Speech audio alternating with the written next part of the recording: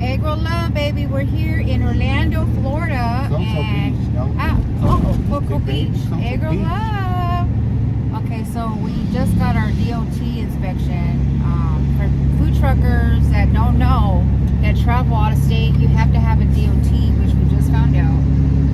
So now we are commercial compliant. Department of Transportation compliance. DOT compliant. There you go. So it's privately, we're not non-CDLs. Well, explain them to them. If you a food trucker, let me see the way they explain it to us.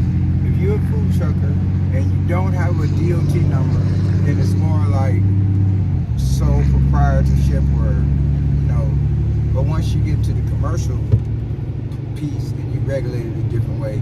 Because what's happening now is they're looking at food truckers as being, over-the-road drivers. Well, to me, it's just for people that travel out of state. Yeah, but it's really up to the discretion of the cop that pull you over, whether or not he gonna ding you or not.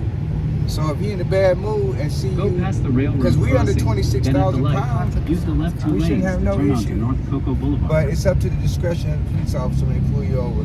If he even gonna pull you over, because they know that this really is for, commercial drivers.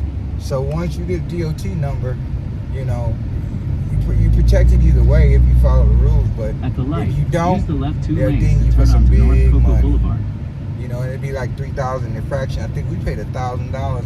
My son was driving one of our other food trucks, and we're kind of long, so he pulled him over. We're way under 26,000, and I've been doing this for so long, I can't believe he hit us like that. So that lets me know that this is just a cash grab, money grab. You know what I mean? That they're coming against the food truckers now to make more money.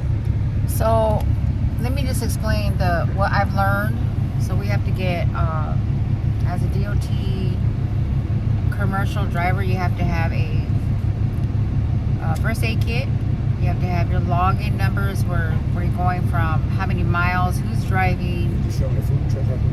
You got to have the driver's information. We're pulling the Eggroll-Love truck to Orlando, Florida, to Central Florida.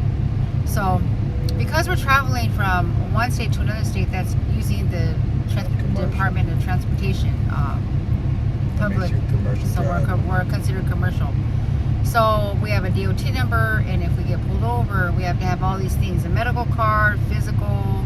We just took our physicals, eye test, our eye test, our hearing test.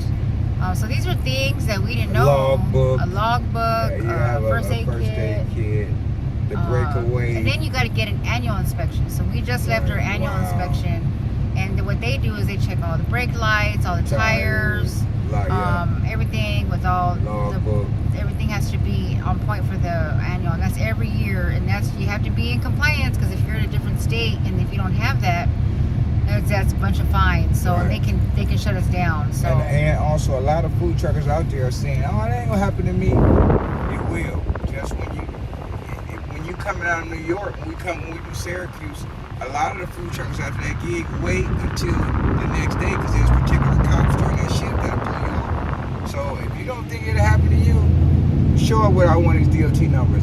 It's always ready to stay ready. So when it's time to get ready, you're ready. However that go, y'all. Anyway, Eggroll-Love, baby. Get back to rolling Get these egg rolls. Get back to rolling egg rolls. Turn left onto Hewlett Bye. Avenue.